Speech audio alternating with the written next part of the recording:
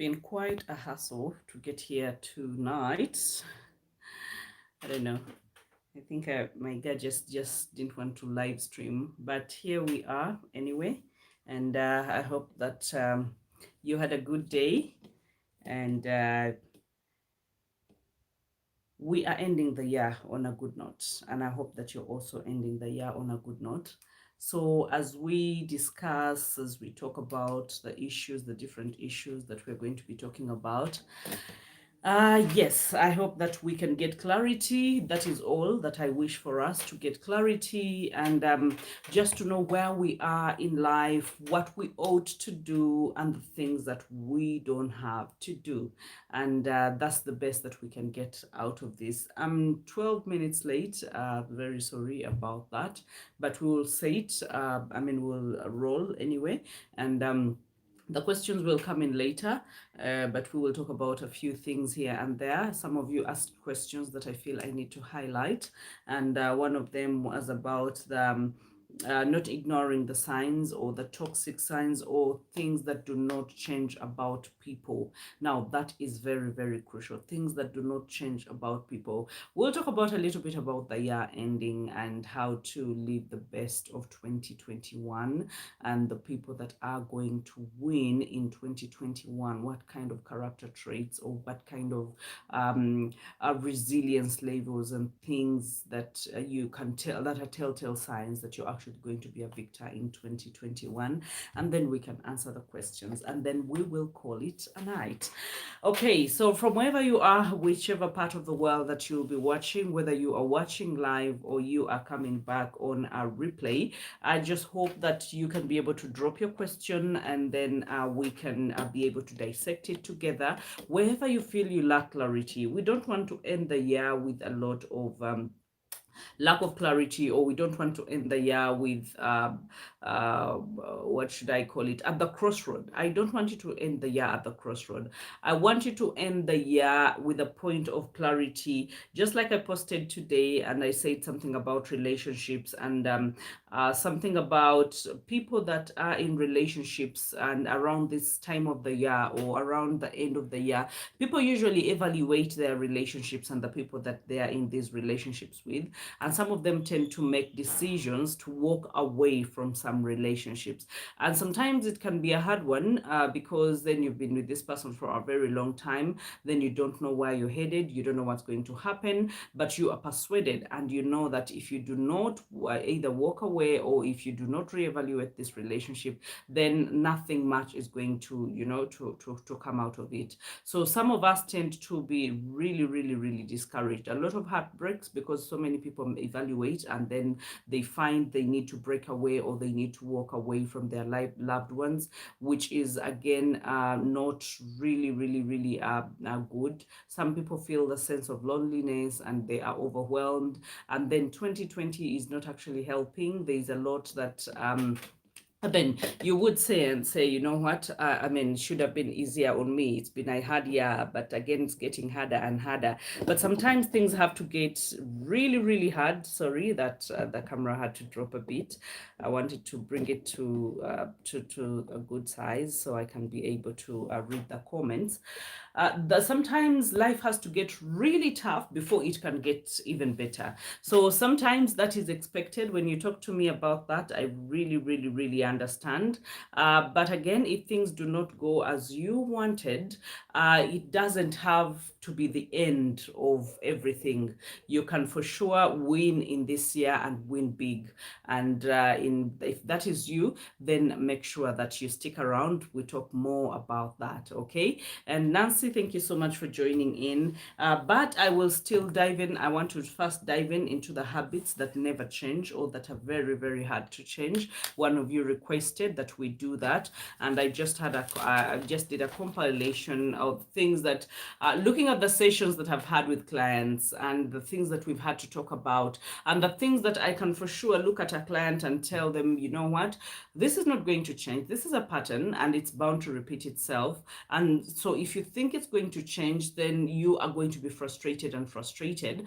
You have to accept your husband or your spouse or your fiance or your girlfriend, no knowing that this is not going to change. So that means that you can be able to work around it. And I think if you've been following these lives, I've been talking about the requirements and the requests, and say that the requirements are like the deal breakers. Now, for some of the deal breakers, if something is a deal breaker and you stick around and you want to see where it's headed and how this ends, then sometimes we become so frustrated and then we end up blaming ourselves. And the worst thing to do on earth is to blame yourself for what you are going through. Okay, so at least it's easier if you're blaming someone else for something. That would have been easier, but if you're blaming yourself, then it becomes so hard and becomes so frustrating. So I just wanted us to take note of that. But if we talk about the habits that never change, that just never go away, they're like character traits. They're ingrained in people, and however much we want better for them, or we want this relationship to work out, those traits are not going to work. So it's better you either accept them, or you work around them, or you just decide and say, you know what, this is not what I want. So that is your decision. My job tonight is to be able to highlight some of those areas, and this is one of them is the people that have chronic anger issues. And this is I mean, it repeats itself, it's persistent, it does not go away. And I mean, you've been with this person for 5 years, but in this, I mean, every month or every week there's something, and whenever you do something, even if it's small, for them it sparks them to the extreme. They have these extreme angry bursts, and when they have those extreme angry bursts, sometimes they even don't know what they are doing. So sometimes they can hurt you, sometimes they can even hurting, not just hurting you violently, but even insulting you, or saying things that they can never take back, or just hitting below the belt, or just doing something that is regrettable. But people who have chronic anger, if you date someone, if you are in a relationship, if you have managed to okay, if you've managed to go through and marry someone, and you realize 3 months, 4 months, 1 year, 2 years, 3 years, something is just not adding up, something is just not right, then you know there is a problem. And you know that, okay, this is an anger issue, and I think I need, so many people have brought their spouses to me saying, you know what, he's too angry or she's too angry, and I don't think that we can work it out on our own. We think we need extra help with this. Okay, so Jem Kakembo, thank you so much for joining us, and Sarah, thank you so much for joining us. We're talking about chronic anger. For those that requested for this, there were many of you that wanted to know that things that do not change, so that you know, because we talked about the difference between wasting your time and being patient. Now, the difference between wasting your time and being patient is when you know that certain things can change or certain things cannot change. Because if you wait for something that will never change to change, then you are getting frustrated, and you're getting angry, and you're getting older, because you're not getting any younger. So you realize that if it is a decision, it needs to be made now. You don't need to procrastinate on a decision about a relationship. You need to make that decision. And sometimes they are as simple as in they're very plain. In a glass, you can actually see that things are just not working out, but you're holding on for dear life. And sometime later, we will talk about why people hold on in bad relationships or bad marriages, why they still stick in there to make them work, even when they know at the back of their minds that this will never change and it will never pay off in some way. And I'm not saying that I am the one advocating for divorce or separation, but let's get it straight. 2020 has been a year that has been hard enough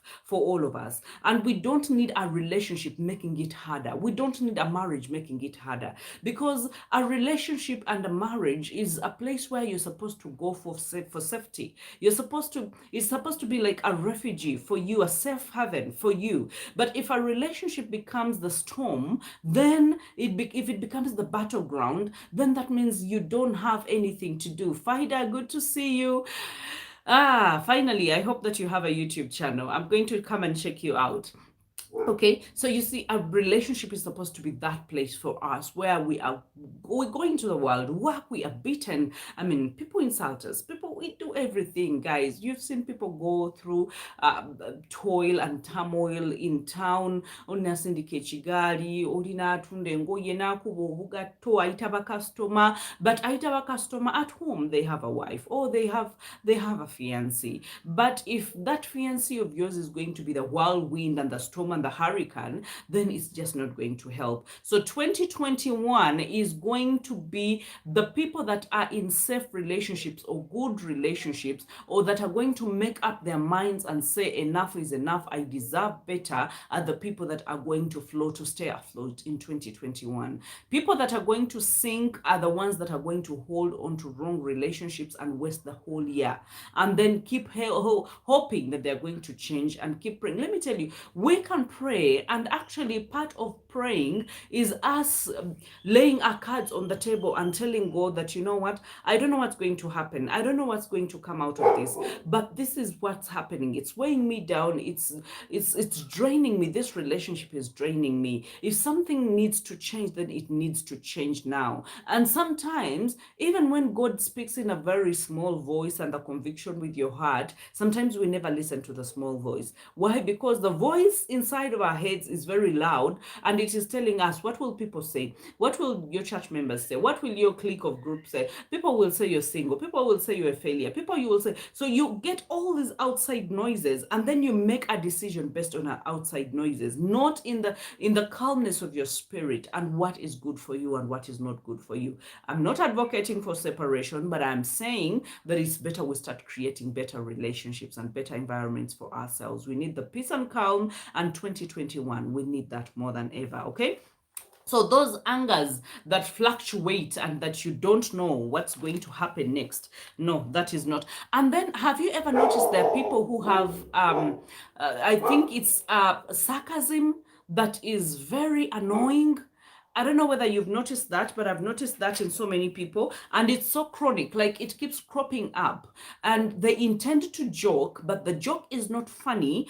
And the joke, they're either joking about, for example, when we open our lives maybe to someone that you love and you tell them about your background, and then all of a sudden, when someone does something bad, and then they will tell you, oh, that is why your family is like this. That is why in your family, all of you are failures. But remember, he married you, or or she got married to you. And then she tells you, that's why your mother, gave birth to, I had 15 men. That is why, that kind of sarcasm that is not funny, and it is annoying, and that person does it again and again and again. They just don't know the limits and the boundaries. That will never change. That is part of them. Now, if you are with such a person, it's better you just accept it and say, you know what?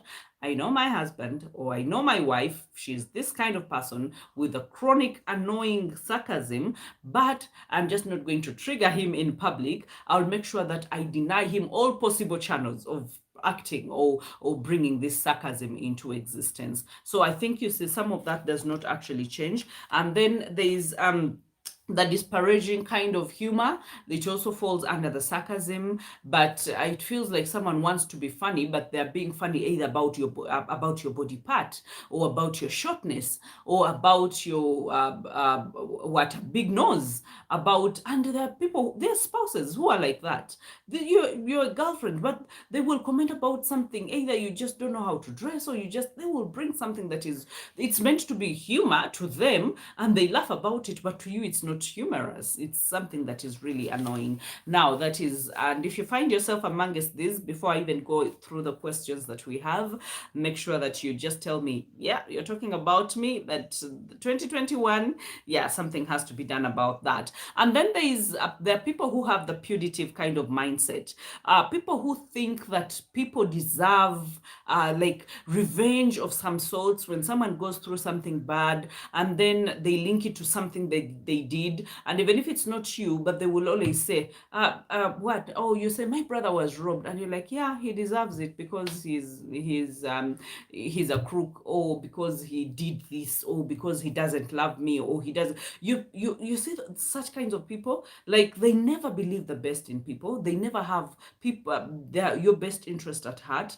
As in, any time they believe if you do something bad, there's something bad should happen to you. They never have forgiving mindset. mindsets. They never have mindsets that let go. They keep grudges in their hearts, and they believe that if something bad can happen to you. Those are the kinds of people who pray witchcraft prayers. So you know that that kind of person is not going to change. And we are dating and married to such kind of people. So if you know that you are, then you know that, okay, this is, knowledge is power. If you find out that this is the kind of person I have, then you're not going to waste your time somersaulting and wanting change and, crying. You're going to mind your business. You're going to grow your home, to develop your home. And you're going to say, you know what, this little thing is not going to kill my marriage, but I know it exists, and I'm just going to know how to work around it. And then there are people who have the controlling nature. Where are you going? Who are you going to be with? What are you going to do? And then they will call you like 100 times.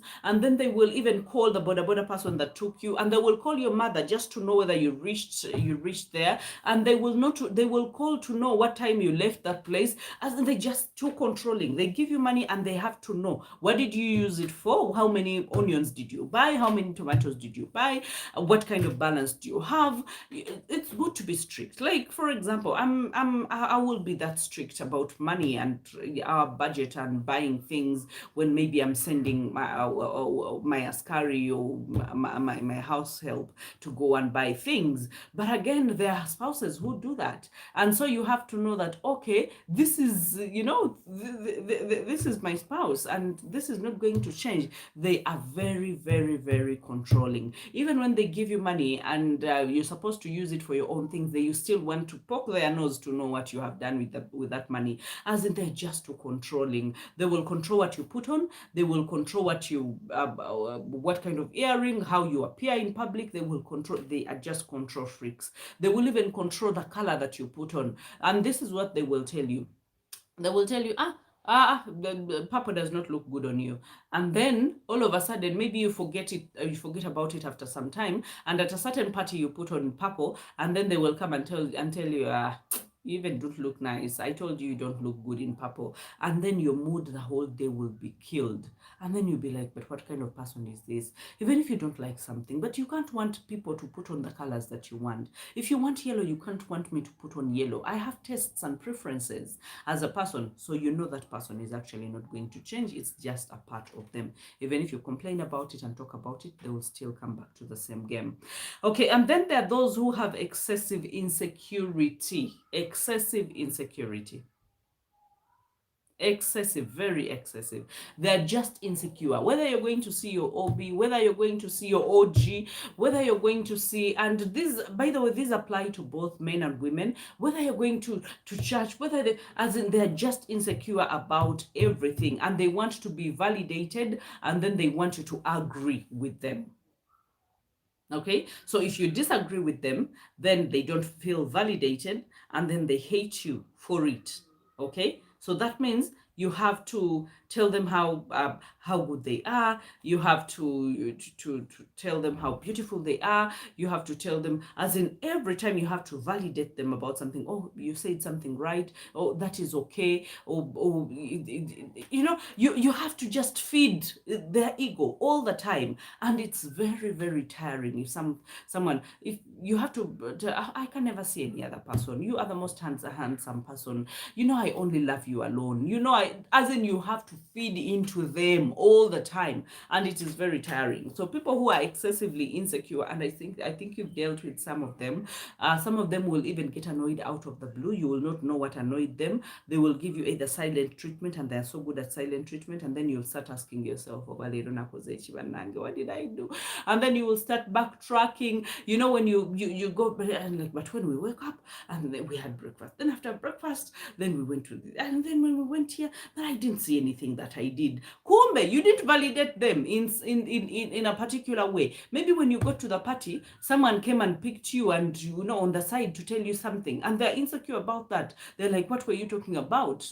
Why didn't you include me? And some of them don't want you to see you dancing with anyone or chatting with anyone. Even at the party, you have to be a handbag. You have to be by my side. Don't be anywhere else. So such person who is very insecure, that is not going to change. So better work around it and know that, by the way, I'm not the kind who will go for OG's parties, because then he will think I'm going to have another man, and let me just make you laugh for a little bit. There is a certain lady that whose husband was behaving like that, and so insecure, even about a person who comes to fix the bulb, even a person who comes to do the plumbing, even a person who, and then like the guy made her like love everyone. It was like, you're in love with your boss, you're in love with your even one time an uncle visited. I was like, but you're even in love with that man. I was like, but he's my uncle. And then this woman was like, what really made me laugh, and Tim was even hearing, we were in a session, but it was in an open place, and this woman was like, naye nze katonda yannungamu sukali ki, as in kwegamba musi. I'm the sweetest person in the world, like everyone will want me. Now I think you've seen such kind of people. They will make you like, you love everyone. You'll even quit your job, you'll even stop going to the market. You'll even, there is one who told me, who had a husband who is very insecure, and she had a shop, and she had to close the shop because every man that came to sit at the shop to take soda, then that man, it was automatic, they were in love. This man would even sit behind or sleep behind the counter of the shop, and then just to see who is coming to buy a matchbox, who is coming to buy a bottle of soda. Why? Because he was insecure. So guys, insecurity is really, really, really bad. If you're the one that is insecure, make sure that you do something about it. We can work something around it. And then there are those who are extremely opinionated. I'm about to come to an end of this particular episode, where we're talking about things that will never change, but they are very important, because then you don't waste your time. You choose and say, I am going to work around this cannot make me lose my relationship, or my man or my woman. I'm just going to work around it. Okay, so being excessive, that is opinionated, very judgmental, and very criticizing. Okay, so every small thing, every nitty gritty, they will know about something. They will know how not good, how it's not good, and how it's not fitting, and how it cannot work out, and how it, even if you say, but nah, let's just try, they will even, you will tell them to go to a certain hotel, and then they will tell you, that hotel, the waiters are very fake, very lousy, they will never come through. You'll even spend an hour without eating food, and then they will even turn against you. They are never loyal. People who are opinionated, even when they're talking about maybe a friend asks them about their wife, they're like, that one, I mean, I don't know why I married her, but I'm just sticking in there, as in they're just opinionated. And even when it does not demand for an opinion, they will have an opinion about something. And it's so annoying. When you have a wife who pokes her nose in everything and knows everything and very opinionated, and then she will say anything at any time. Like, you take her to a meeting, for example. There is one who told me they were in a car and they were driving, and then I think the girl commented about something. They were discussing about something, and then the girl came on so hard. They had just dated for 3 months, and the girl came on so hard with her opinions, and was shelling everyone and insulting everyone. And the one was like, Namusobola, will I even manage? So being opinionated is something else. As in, even when you tell them that you're going to buy a plot of land, they will tell you how it's not possible. They will tell you how that business is going to fail. They will tell you how your mother does not love you. They will say anything. There are those spouses also, and then there are manipulators. Now this is the epitome of people that can never change. Manipulators. Those ones changing, I don't know what you will do, because most of them, they don't take no for an answer. And I will give you an example. If someone, for example, if you're just dating and someone tells you that, you know what, come, let's move in together, and you say no, they will come back the next day and say, but what reason did you give me? Why can't we move in together? And then you will give maybe another reason. You will think, the reason I gave was weak. Maybe I need to give another reason. And then some other day, they will say the same thing. And they will say the same thing until all reasons, you run out of all reasons. And then you're like, oh God, so, okay, let's just move in. Do you see? You have accepted, you have played into a manipulator's trick. Now, even in marriage, even in, someone can tell you something, oh, why don't we do this? Why don't we do this? Until you're like, okay, okay, let's take the child to that school. Like, if you find yourself always running out of ideas and explanations and being like, okay, let's go ahead and do it. Okay, let's eat this. Okay, let's do this. You just know that you have a manipulator with you. Now, I'm not saying that these people, you must run away from them. No, but I'm saying these things do not change. They will still manipulate you. They will tell you, we can't buy in Gayaza. We have to buy on Entebbe Road. And then you'll be like, but we can't keep the money. Let's just go with what we have. We have the Gayaza plot. And then they'll be like, but why don't we buy the Entebbe side? Why don't we? Until you're like, oh God, I'm just so tired. You know what? Let's just buy Entebbe Road, because then I think we'll have peace. So you usually give in to have peace of mind, because then you've run out of ideas and out of explanations. And then there are those who are self-centered. Self-centered. It's about me, me, me, me, me, me. Do it for me, give it to me. You know, if it's not about me, then it does not exist. Now, those ones does not they do not even change. They do not even want to change, because everything must be done. Okay. And then for them, people who are self-centered, when they do something, I'm trying to recall a certain example, but when they do something, then they come back to you and remind you how they did something for you. Okay. And most times they demand a payback, and if you do not pay back, then they feel exploited. Okay. So because for them, it has to be, there's something in it for me. In everything they do, there's something in it for me. So, you know, if I tell my husband to do this, and even if tachimbuziza ajakuba inawa inokufunamu takola byatafunamu kabe mucha, even if it's a woman takola byatafunamu. That means she has to be getting something from somewhere, whether it's buyinja, whether it's a build-up of her ego or his ego, whether it's kwewana, twaguze moto, even if it is not his car or her car, as in there is something. It's about me, self-centered, mundabe, see me. Okay. And then there is also the need to be on the offense. Okay. Every transaction, everything, they have to be on top, and they have to be the one taking away. Now that looks a bit similar between the self-centered and those that want to be on the offensive every time. They don't want to do something if they don't get anything out of it. So they can only initiate if they get something out of it. Now, I've had a lot of chat going on here. Sarah, good evening. Hilda. And then you're saying, greetings, coach. Hilda, hello class of 2020. Yes, Faida, good to have you. And sincerely, Miss Hilda, facts are facts, though other people don't want to hear. Exactly. A healthy relationship and not being happy at the expense of others. This is very wrong. And then Bahati, what's your advice on someone who has been married for 13 years and suddenly her husband tells her that he regrets marrying her because she can't bear more children? For him, they have 4 already. Okay, now let's start with that. JM, you're saying that this lady, they've been married for 13 years, and all of a sudden the husband is regretting marrying her. Now, this person, you see that amongst the traits that we have talked about, there are things that do not change. And this lady has known this for the past 13 years. Maybe she has walked on eggshells. I know one who is like that, for sure, that... my dogs, they keep shouting. I know one who is like that, that for sure for the past, I think they've been together for the past 16 to 17 years.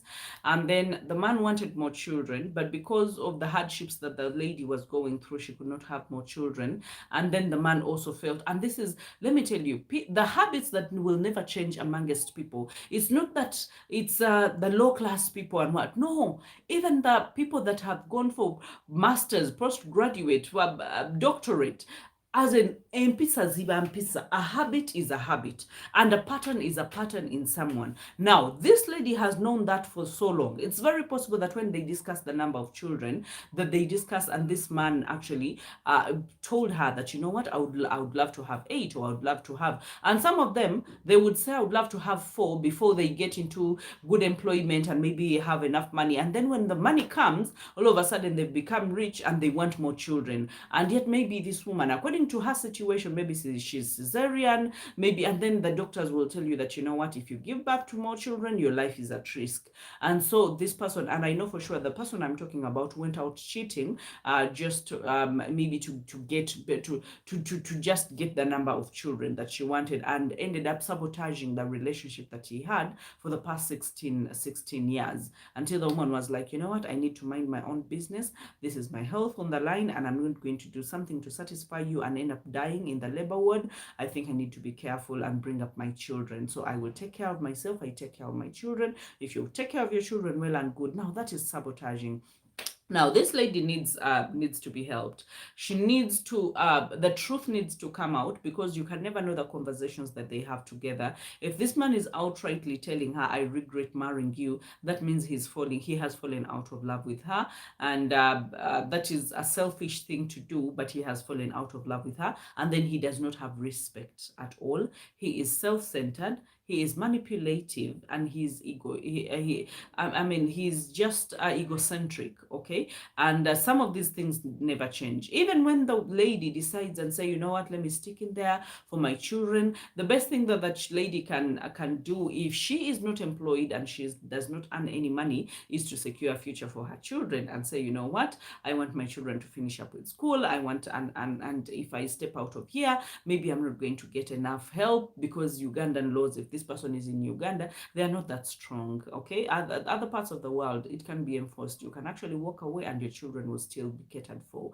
But here, it's not that strong enough. So this lady needs to come to terms with what she is facing, and then create options and know that she has options. Because what happens for such a person, she feels her world is shutting down, and she feels the person she trusted is betraying her, and she feels, and it's very possible that as we talk, the man has already cheated, or even has children out, or is in the plans of having children out. And when someone cheats or has an affair, you realize they start giving more time to the concubine, no, not even the concubine, to the side dish or to the side hen, more than home. So she feels the void. She feels I think it's this, it's the disentanglement, or someone, walking away from your hands. He's slipping through her hands, and she feels the pain, and she's holding on for dear life. So she needs to be able to be prepared for what is to come, because it's very possible that anytime soon the man will want him to just be there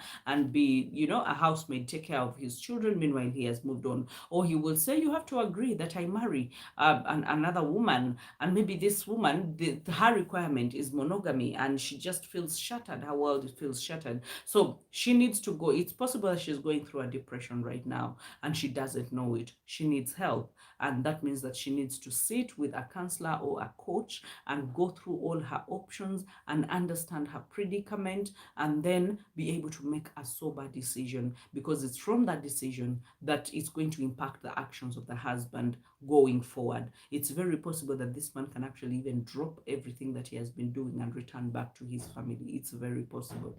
Though that habit of being egocentric and being self-centered does not change, but he can decide and say, I do not want to jeopardize my children and my family, not for more children. And maybe he will come back to his senses and come back home. But all depends on what kind of help the lady gets. So JM, make sure that she gets all the help that she needs, and that she can be able to put those things into action. Okay, good evening, dear coach and coaches. Glad finally here. And then hello, Christian. Sarcasm spoke to me, coach. I'm glad I left. Another thing that I noticed hardly changes is lying and dishonesty. Oh my God, a liar is like a person who is opinionated, and a person who is so criticizing, and dishonesty. That is the worst thing that someone will ever do to you. And actually, I call it a cowardly kind of act. It's cowards who lie, because people who are straight and confident, they would rather face the repercussions of what they have to say say. Why? Because they're like, you know what's there to lose? What's the worst that can happen? Then they say the truth, and then we can cross the bridge when we get there. So the people who are confident and have self-esteem. Liars are cowards, and they hide behind lies. And once you start lying, then you have to lie forever, because the only thing that ties up a lie is a lie. The only thing that covers up a lie is another lie. So that means on top of that lie, you will be sedimenting and, cementing with more lies and more lies until you cannot lie anymore. And then there's a gentleman who was saying, I don't know whether you watched that episode. It was a funny one, very crazy one, where someone was saying that, that women must be lied to, and lying actually that it holds a marriage. And I was like, okay, unless you're lying to a hen or a duck or a stupid thing. I mean, women in this generation are actually wise. They know what they want. And you can't lie to them once and twice and thrice and four times. And because they say if someone fools you once, I mean, that is on them. But if someone fools you twice, then that is on you. So that is a cowardly thing to do, my dear. Lying and dishonesty is the worst. Okay, like the film of Julia Roberts, Sleeping with the Enemy. I know. What do you do if your husband changed his religion or upgraded to another spiritual beliefs and keeps criticizing other religious beliefs when he becomes a serious Mbonye follower? Why do you, how do you handle, okay, upgraded the spiritual beliefs and keeps criticizing others?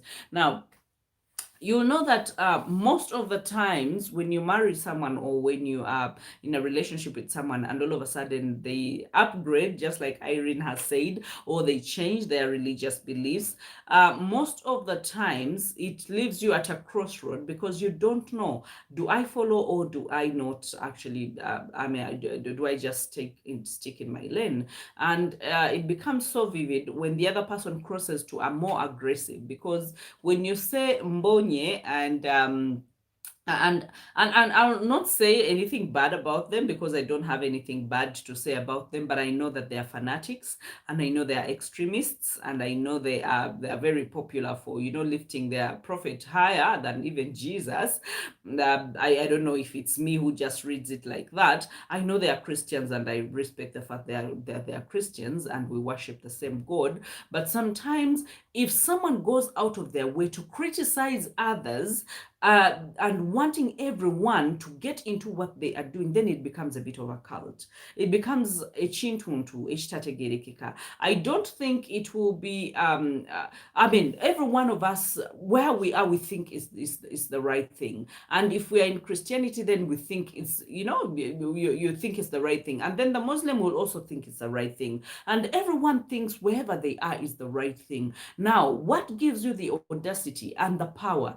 If you come to me and you're selling me a product, do not abuse another product. Okay, that is why in advertisement it is not allowed. That is why when you see Geisha is doing the kalango, they do not bring Protex and then bring Geisha and then bring another brand of soap and then show you that Geisha beats them all. No, they will bring unbranded soaps. Why? Because do not come and abuse another for me to be able to buy from you. Then that is selfish. That is being a hypocrite. That is, it's not becoming. I think not all of them actually do it. I think it's just a few people that do it. You don't have to abuse another religion for someone to accept your religion. That is below the belt, and that is a cowardly kind of act. Okay? If you know for sure that what you are in is the truth, you speak the truth and let the person decide whether they want to join you or not. But if you decide to bash another,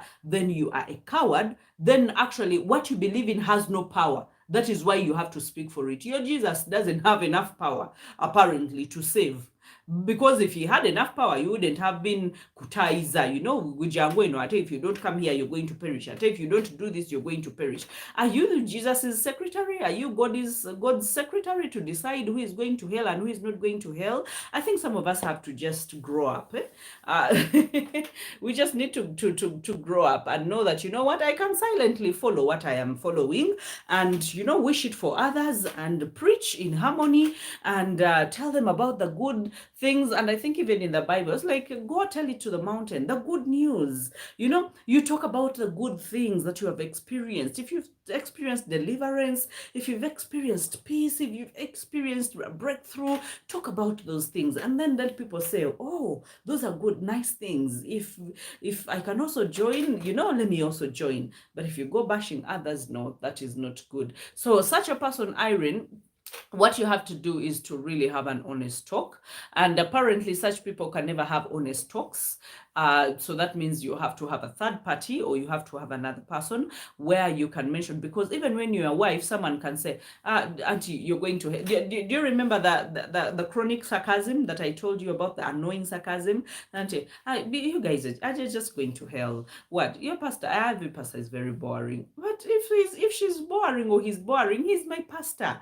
Can you also, Kuana wo as I Kuana wange. So such people will go to a great length to actually just speak ill, or just be sarcastic, or just have annoying humor around you. So that means that you are the one that has to grow up in this conversation, if you are the one that is facing such kind of thing, and say, you know what, there are things that are not going to annoy me. I think religion is a personal decision, and if this person has decided to go that way, I don't have to necessarily follow them. No one told me that if my husband said, go into the lake and throw yourself into the lake, I should throw myself into the lake. I'm an adult, I'm beyond 18. I can make a decision about religion, and if where I am is where I want to stay, I will let him go, and I will respect him. I'll even iron for him, wash for him. I'll even pray with him at home, because we believe in the same God. But when he starts his mumbo jumbo of being sarcastic and being and criticizing and all that, I'll just keep quiet. I'll be the same one, and then soon he will get tired. Because the moment you start going to an altercation, or you start exchanging words, then you've given them a pulpit for them to say whatever they need to say. But if you don't, for example, if someone says those things on social media and you just don't follow them or unfollow them altogether, you realize they will never have a pulpit. But if they post something and then you go there and you start bashing them and abusing them, that's exactly what they wanted. So you're playing into their trick. But if they posted something and then you're like, you know what, this thing does not actually help me on my timeline, because we decide who appears on our timelines, you unfollow and you never see that content again. You see content that adds value to you and then you move on with your life. Guys, we have a life to live, and 2021 is about being strict and having perimeters and demarcations and boundaries that we have to teach others how to respect us and to respect. And how you do that is you respect yourself. So you go and make sure that you edit your friendship list, edit what kind of content you see, edit, what you can't edit is your family. You can't. So that one, you have to find a way of working around it. And if you need extra help, you can actually see a coach or a counselor, or have a third party, and just agree to disagree, that, you know what, we belong to different religions, and this is how we're going to conduct our home, and this is where the children are going to go, and this is what we are going to do. So you need that clarity at the end of the day. Okay, the side hen. Sarah, you left about the side hen. This is for Coach Sharon, dear Coach. She's currently unable to comment here. How would you advise someone who is in a job where they have no peace of mind?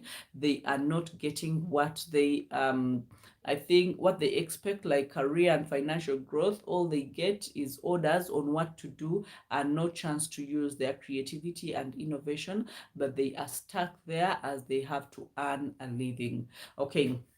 Now, my dear, you number one, I have to look at your age, and your age is an decision-making kind of age. If you're 50, 55, and you're stuck in a job, and then you're thinking, where do I start? Then I would understand if you're very slow to making that decision. If you are 25, 30, 35, even 40, and you are stuck in a job where you're not seeing financial growth, you're not seeing, because you'd have said, I'm experiencing financial growth, I'm being promoted, and so you'd be like, maybe that is the only reason as to why I'm there. Your peace of mind is very crucial. And then That is one way your brain is communicating to you that you are not supposed to be there. Now, what you fear more than anything, and what most of us fear, is the transition, and the transition to be able to make sober decisions while we are still even at that job. It doesn't mean that you have to run away. No, it means that you have to plan, and the planning starts now. That where do you want to see yourself?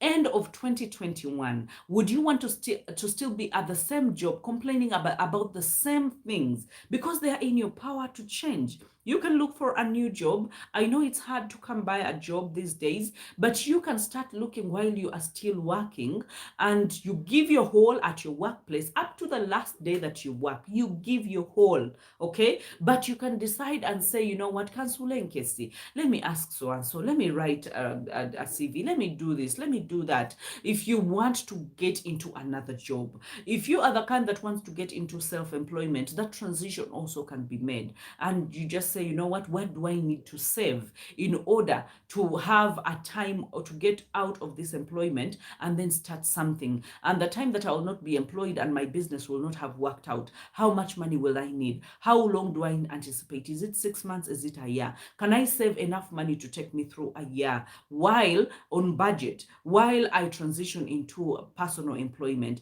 How long will it take me to have my business up and running and on a profit? Because sometimes it does not happen in the first year or the second year. So you're like, how long will I take to have my business up and running and on a profit, and it can be able to sustain me? So you have to come to terms with all those things. You have to be able to have a planner, sit and think. Don't just live on autopilot, because some of us get angry about where we are, but we are on autopilot. We wake up the next day, we eat, we dress up, we go to work, we get the orders, we do what we need to do or what we are told to do, and then we go back home and the day starts again. And so we live a deja vu, okay? Because last month is like this month, and last year is like this year, and there's nothing different. If you want something different, you do something different, okay? So how about you disrupt that cycle? The cycle has been running on autopilot. Now you say, you know what, I have to be very intentional. The cycle stops here. It doesn't mean that I'm signing out of my job, but that means that in my brain, I am thinking the next level idea. Let me tell you, the moment you start stagnating, that means you have hit a glass ceiling where you are, and there is no potential for you to grow anymore. And if something is not growing, it is dying. Your creativity is dying, your finances are dipping, because even if you earn the same as you earned last year, then you have dropped. If you earn the same money like you earned last year, that is a demotion for you. You can't say, oh, I have sustained. No, in finances, we don't sustain, because there is no sustain, there is no middle ground. You're either growing or going down. The economy, with its fluctuations and how the bosses are taking care of themselves with with the inflation and companies and all that, are you taking care of yourself? That is where you have to know that, you know what, every year, in order for me to take care of myself, because rent, I mean, people are hiking it, food prices are going high, so there's nothing that is stable. So if you're thinking you're still earning the same, no. Actually, your boss is giving you less. Even when they're giving you the same paycheck, they're giving you less than what they should be giving you. But again, are they going to tell that to you? No, they're not going to tell that to you. So you have to open your eyes and be very vigilant, and know that you're the only one that has your back in this generation and in this year. And in 2020, there are some decisions, bigger decisions that you have to make. And sometimes the decisions we have to make are risky, very risky. So you can't say, you know what, I will let it work it out. I'll first see a plan, I see how it's going to work out and connect all the dots, and then I will make the decision. That's not how it works out. We make decisions and then we connect the dots backwards, and then we see things unveiling, and we toil and we work hard and we put in the time and the effort. Okay, so there is effort to everything, my dear. Okay, okay. I have a friend who was educated by her husband, and the husband bought her all kinds of cars. In other words, she has all the comfortable life one would love. Usually, okay. Okay, I think there's another part. However, she has a challenge. The man despises her family because they are poor and she has no job to give her capital to start up anything. The husband also wants her accept anything he does, okay, including loving other women. She wants to be advised, what should I tell this lady? Yet the husband educated her because she tried and exhausted with the husband's character. Okay, I know it's not an easy one. The hook, the reason as to why she feels hooked in is because she wants to be good and she wants to pay back in the same currency that he was there for me, and now I need to, I need to also be there for him. But again, the agreement changed even when it was not a written agreement. When someone is coming into your life, they put their best foot in front. Even when they're paying your tuition and they're buying you all these cars, you realize there's an element of love and wanting it to be with you, and that is, also enticing, and that is why it's possible. That is why she agreed and said, you know what, you pay, buy the cars, I love you, let's make it work. But now where there is a breach of contract is when you have expectations, but those expectations are not met. We all want our families to be respected, and we all want to be respected. I talked about the 5 pillars of a proper relationship, and if you see that those 5 pillars are actually failing, there's no respect, there's no friendship, no commitment, no acceptance, no, as in they are failing, because by the time someone says you have to accept anything that I do, in other words, I bought you, but remember, we are priceless. We cannot be bought, okay? Even when someone pays your tuition, you still have a brain and you can make a decision. And sometimes those decisions, I know they can, you can tell me, oh, what if he hurts her? Oh, what if he does what? Some of those things, you have to grow into them, because who you were at campus is not who you are right now. Your expectations then are not your expectations right now. And those are the things that you have to communicate. That person has to communicate with the husband and say, you know what? I mean, you have seen me for this long. Who I was 5 years ago is not who I am right now. I am a woman. I am the mother of your children. I'm your wife, and I think I deserve respect. And this, I'm so serious about it. And this is my requirement. If it's not monogamous, then it's not for me. And I mean, I have wanted to be here with you. I don't want to be anywhere else. I love you. You are my husband. Unless you tell me, Sarah, that she feels, or she got into this relationship only because of the money, that is different. So that means you have to stipulate, she has to stipulate, did she get into this relationship because of the money, or she loved this guy, the tuition came in and the cars came in, but she genuinely loved this guy? Because if she genuinely loved this guy, then this guy actually sees it and says that, you know what, without me mentioning, you know that I love you, you know that I would love her home, I want to bring up our children, but if A, B, C, and D persists, I'm not going to be here, and I'm not going to be crying myself to sleep every day. And when she promises those things, that means the repercussions have to be effected. Even when she decides, and this is where she does not have to fear, number one, whether she goes back to a poor background, if her respect is much more than a poor background, then she can be able to start anywhere. But one thing that I would really, and I would throw this to all the ladies, even if someone pays your tuition and buys you cars, as in, does he cut off your hands that you cannot work? So one of the things that you have to ask her vividly, why did she choose to stay home and not work? And I know that she's going to give you an answer like this, that this man, most of the people who are in that caliber, they are manipulative. You remember the traits that we talked about? If you joined late, you can go back and rewatch or on the replay. But they're very manipulative and very insecure. As in, don't go anywhere, don't go to parties. They will buy you nice clothes, they will buy you cars, but you will be hanging out alone. You will not even be having friends, and then you will be going out maybe alone with him. And sometimes he will dump you and love other people. But for you, you're supposed to be there like an image or a teddy bear in the house, because number one, they're insecure, and they're very manipulative. So you end up doing things that you shouldn't have done. And sometimes even when you want to leave, then they will guilt trip you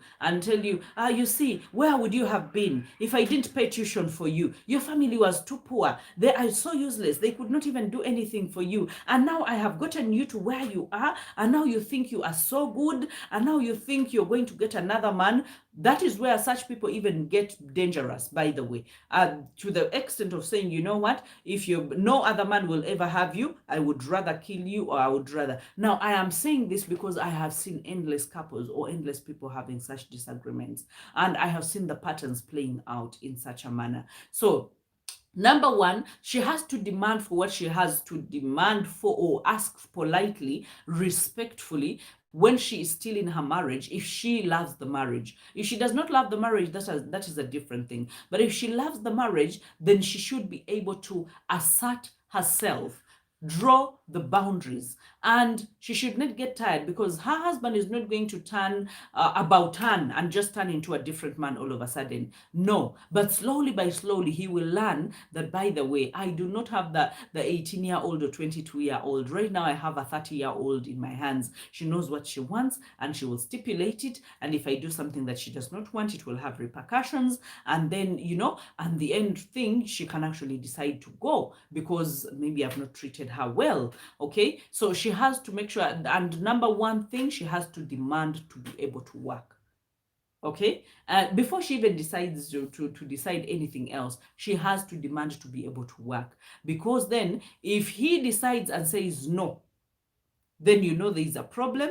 He just wants to manipulate you, and even when he decides to leave you or to dump you or decide to walk away, you should be able to start from zero. That is what he wants. And then that is not love. Okay, that is manipulation, that is lying, that is not being honesty, that is not being committed, that is not being respectful. Okay, so she needs to go through the truth of the matter, what this relationship means to her, and then she has to advocate for her working rights. Okay, I know that's going to be a hard one, but she has to. I usually would tell people to quit such jobs, but I never. Okay, I need your expertise. Okay, on how to go about it. Sorry, it's broken. I can only send 200 words. I understand that perfectly. Okay. Is it all right for one to go back to her ex? The lady left him. 2 years ago, but he wants her back.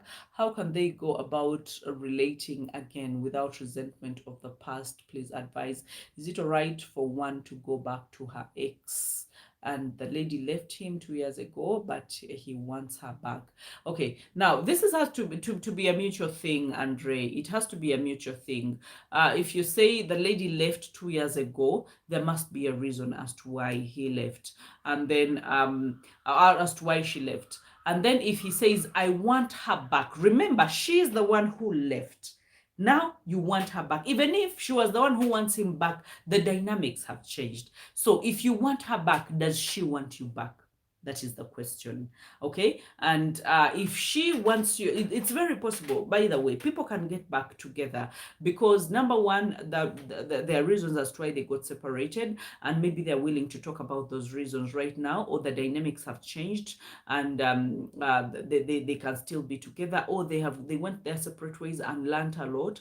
And then sometimes when you let people go, they get to learn that you were the person for them, and they tend to respect that more, and so they come back for you sheepishly and shyly, but they're like, you know what, I have done everything, I have dated other people, but no one gets to my heart as you do. And then they discover that this was the love of my life, but that has to be a mutual feeling that, you know what, this person was here thinking, okay, I've lost him, and crying and being heartbroken and all that, and the other person decides and comes to their senses, and then they come back for them, and they're like, you know what, but even then, your life should not be like a bathroom that someone just left and all of a sudden they're just in and no repercussions. No, some of these things have to be discussed, because if it's a habit, then it's going to repeat again. So you have to make sure, you have to know that If it was about infidelity or cheating, then this cheating did not just happen, or it happened out of the blue, and maybe bitter words were exchanged and we called it quits. But again, we discovered that we still loved each other, even when he was aware and I was aware. We discovered we loved each other and we want to make it work. It has to be mutual. Wanting it to work has to be mutual, and then you have to know that, okay, from the track record, it happened. It was just a one off. And then for those that think, it was just a habit, even if you take them back, they will want you. They will be head over heels they for 1 week, for 2 weeks, and they will still go back to their women, or they will go back to their men, because it happens to both men and women. So it's very possible, my dear Andre, that people can actually get back together and they can actually make it work even better than it was before. But there are certain things, certain clarities, and then there is a certain level of honesty that has to be there, so that you don't stumble on more information and more information. Because when people are single, they do crazy things. So when you come back into a relationship with an ex, you have to be totally honest, so that when such information comes out, you know how to go about it, or you just don't sound aghast. You're like, she told me about it. She's truthful. She told me about it. Okay, so it's very possible to get, but it has to be a mutual understanding. Okay. Okay, but never she shattered when she left. Felt disrespected because of the character and needs. Indeed, insecure. Actually, all you have described is all that is happening. Exactly. She has respected him maximally and humbly requested. All is agreed in the beginning. I get it. Where do I get your books and how much? Tears on my pillow. That is Atuheire.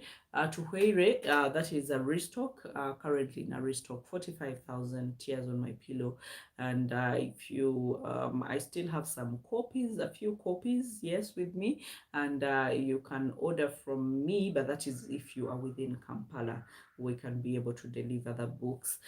Okay, and then my time is running. Okay, and then Jem Kakembo, you're saying yeah, a bathroom life. Some people have lives that are like bathrooms. Like someone, like there are those bathrooms people don't knock. You just, and especially bathrooms ez'omukyalo ezalingako obudeeya.